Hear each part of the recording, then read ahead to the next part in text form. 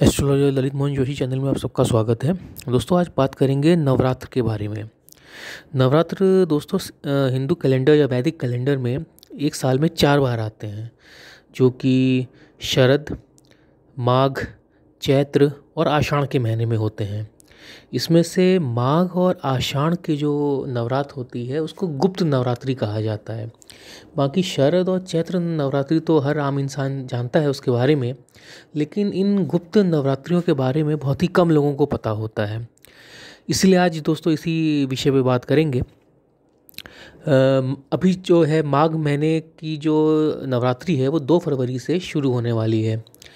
नाना प्रकार के तांत्रिक उपाय इस दौरान किए जाते हैं और ऐसी को बहुत सी हमारी ख्वाहिशें जो अधूरी रह गई हैं, जो बहुत प्रयासों के बाद भी पूरी नहीं हो पा रही हैं, उनको इस गुप्त नवरात्रों में खासकर ज़रूर एक बार प्रयोग करके देखना चाहिए कि जो भी हमारी ख्वाहिशें हैं, जो भी हमारी परेशानियां हैं, उनको एक बार माता के समक्ष उन परेशानियों को सामने रख के उन परेशानियों को दूर करने का प्रयास हर इंसान को एक बार तो ज़रूर करना चाहिए।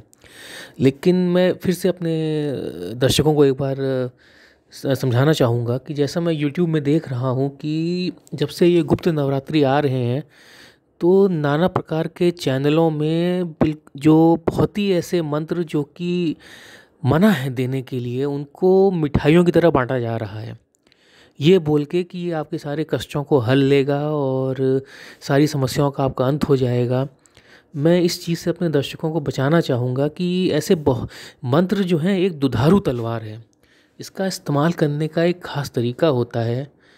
जब दीक्षा दी जाती है एक किसी ऐसे इंसान के द्वारा जो कि खुद किसी से शिक्षित हो, जिसको खुद उस विद्या का पूरा ज्ञान हो, तब वो दूसरे को दीक्षा देता है, वो भी एक बार में एक को देता है। लेकिन ये YouTube में जिस तरीके से गुप्त नवरात्रि के मंत्र बांटे जा रहे हैं मिठाइयों की तरह, इसका बुरा असर परिणाम क्या हो सकता है ये मेरे को भी नहीं पता। लेकिन मैं अपने दर्शकों से अनुरोध करूंगा कि अपने परेशानियों के सम्मुख कभी इतना ज़्यादा आप विवश ना हो जाएं कि ये जो YouTube वाले बाबा हैं, जो कुछ भी मंत्रों का अनुष्ठान जो है इस गुप्त नवरात्रि में बोल रहे हैं, उसको करना शुरू कर दें। गुप्त नवरात्रों में हो या जो बाकी के जो 2 नवरात्र हैं, उस दौरान शक्तियाँ चाहे वो तामसिक हों चाहे वो सात्विक हों, दोनों ही बहुत ही ज़्यादा एनर्जाइज्ड होती हैं, बहुत ज़्यादा चार्ज होते हैं। आप अगर थोड़ा सा भी प्रयास करते हैं तो उसमें इस दौरान इन 9 दिनों के दौरान जो आपको सफलता मिलती है वो अनुभूत होती है। अगर आपका प्रयास सही दिशा में, सही तरीके से, सही दिशा निर्देशों के दौरान के साथ किया जाए, तो इन 9 दिनों में संभव ही नहीं है कि आपकी समस्या अगर 100% सॉल्व ख़त्म ना भी हो पाए, तो भी काफ़ी हद तक उसमें आराम ज़रूर मिलता है। क्योंकि पूरा जो वातावरण होता है, पूरा जो कॉस्मिक एनर्जी है इस टाइम पे, वो बहुत ही ज़्यादा चार्ज होती है। ये जो टाइम होता है 9 दिन का, ये किसी भी प्रकार के तांत्रिक अनुष्ठानों के लिए तो बहुत ही अच्छा माना जाता है और उतना ही अच्छा माना जाता है सात्विक अनुष्ठानों के लिए भी। लेकिन मैं फिर अपने दर्शकों को बोलूँगा कि देखिए, जो भी ये मंत्र आप लोगों को ये YouTube के माध्यम से बांटे जा रहे हैं, कृपया इनको कोई भी मंत्र किसी भी चैनल से मिल जाए, उसका सीधे इस्तेमाल करने मत बैठ जाइएगा। ज़रा सा भी अगर इसमें इसके उच्चारण में कुछ गलती हुई या विधि विधान में कोई गलती हुई, तो इसका परिणाम उल्टा भी हो सकता है। मैं इस लगभग फील्ड में लगभग 20 से 25 साल हो गए हैं मेरे को, और ऐसे बहुत से लोग मेरे पास आते हैं अपनी समस्याओं को लेकर, जिसका कि अगर हम कुंडली को हम देखें तो कुंडली देखकर हमें समझ में ही नहीं आता है कि ये इंसान इतना परेशान क्यों है।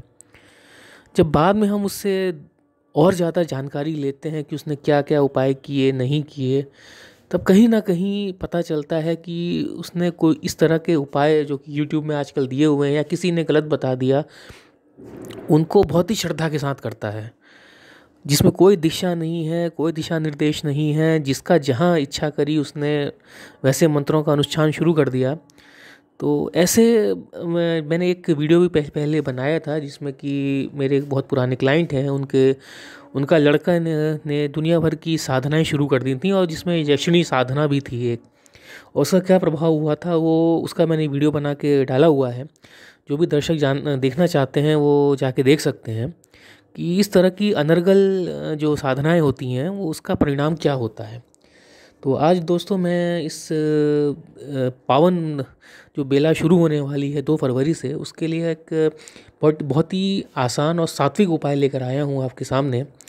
इसमें एक नवाण मंत्र का उच्चारण, जो कि आप स्क्रीन पे देख पा रहे हैं, नवाण मंत्र या दुर्गा सप्तशती या माता के कोई भी सात्विक मंत्र, जो कि दुर्गा सप्तशती की किताब में आपको मिल जाएंगे, और उसमें सैकड़ों मंत्र लिखे रहते हैं अपनी श्रद्धा, अपने समय के अनुसार, अपनी ज़रूरत के अनुसार। आपको जो सा मंत्र पसंद हो, उसमें हज़ारों मंत्र लिखे हुए हैं। और अगर आपके पास समय हो, आपकी इच्छा हो, तो दुर्गा सप्तशती का पाठ अवश्य करें, और अगर संभव हो तो संस्कृत में ही करें।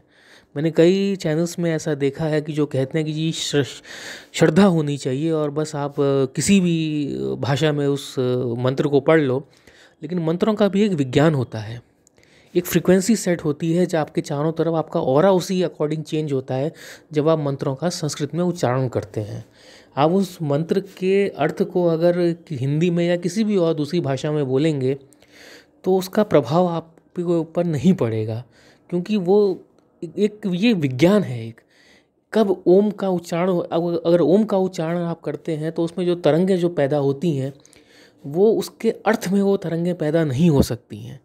यही चीज़ लागू होती है हर मंत्र के ऊपर।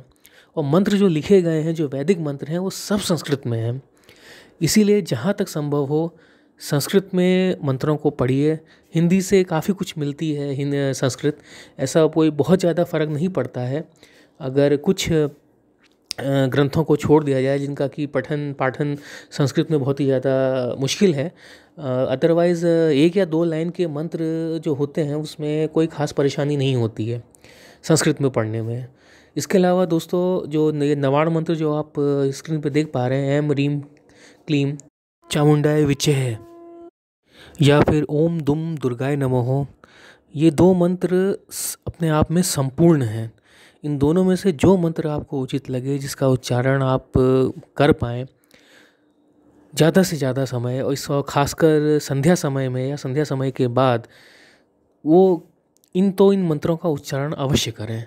और दुनिया भर के जो तांत्रिक मंत्र इस दौरान आपको यूट्यूब में मिल रहे हैं, कृपया उन मंत्रों के चक्कर में ना पड़ें, क्योंकि फिर इन सब मंत्रों का जब बुरा असर जब पड़ता है तो उसमें से वापस लौटने का कोई मार्ग किसी के पास नहीं होता है। ना कारण किसी की समझ में आता है, ना निवारण किसी की समझ में आता है कि ये बंदा इतना परेशान क्यों है। ऐसे सैकड़ों केस मैं देख चुका हूँ अपने 20-25 साल में कि ये अनर्गल साधनाएं करने की वजह से लोगों को परेशानियाँ होती हैं। और मैं इसीलिए अपने दर्शकों को फिर से एक बार सावधान कर रहा हूँ कि ये जो सात्विक मंत्र हैं, ये वैदिक मंत्र हैं, इनसे नुकसान तो कुछ नहीं होगा, फ़ायदा भले ही हो जाए। और ये 2 फरवरी से 10 फरवरी का जो समय है, ये 9 दिन जो है नवरात्र के, इसमें माता की उपासना जितनी ज़्यादा से ज़्यादा संभव हो वो ज़रूर करें। और साथ में जो मुद्रा जो आप स्क्रीन पे देख पा रहे हैं, इसको शक्ति मुद्रा कहते हैं। और जो भी मंत्र का अनुष्ठान आप इन 9 दिनों के दौरान करेंगे, अगर इस शक्ति मुद्रा के साथ करेंगे तो जो प्रभाव आपको मिलेगा वो कई गुना ज़्यादा और कहीं ज़्यादा जल्दी मिलेगा। लेकिन मैं फिर कहूँगा अपने सभी दर्शकों से कि कृपया मंत्रों का जो चयन है वो बहुत सोच समझ के करिएगा। और ये 9 दिन आपके पास हैं, और यकीन मानिए अगर आपने इन 9 दिनों में आपकी जो भी समस्याएं हैं, जो कि कई सालों से, बहुत लंबे समय से इनका कोई समाधान नहीं मिल रहा है, इन 9 दिनों में उनके निवारण के लिए एक बार प्रयास आप ज़रूर करिए। मेरे कहने से आप करिए। अगर श्रद्धापूर्वक आपने ये 9 दिन पूरे विधि विधान के साथ काम कर लिया, मंत्रों का उच्चारण सही तरीके से कर लिया और पूरे विधि विधान से किया, तो संभव ही नहीं है कि आपकी समस्या अगर ख़त्म ना भी हो तो कम से कम उसमें कमी तो ज़रूर आ जाएगी। कुछ ना कुछ प्रतिशत की कमी उसमें ज़रूर आएगी। इसीलिए मैं अंतिम बार अपने बातों को विराम देने से पहले मैं अपनी बातों को एक लाइन में संक्षेप में बताता हूँ कि 2 फरवरी 2022 से 10 फरवरी 2022 तक चलने वाली गुप्त नवरात्रि, जो कि माघ महीने की नवरात्रि है, इसमें 2 मंत्र जो मैंने अभी आपको वीडियो में बताए हैं, जिसमें कि एक तो नवाण मंत्र है और ऐं ह्रीं क्लीं चामुंडाय विचे है, और दूसरा है ओम दुम दुर्गाय नमः। दुम जो है वो दुर्गा देवी का बीज मंत्र भी है। तो जो लोग पूरे मंत्र को नहीं जप सकते हैं, वो सिर्फ दुम दुम दुम इसका उच्चारण भी कर सकते हैं इस शक्ति मुद्रा के साथ, जो कि आपको मैंने वीडियो में दिखाया है।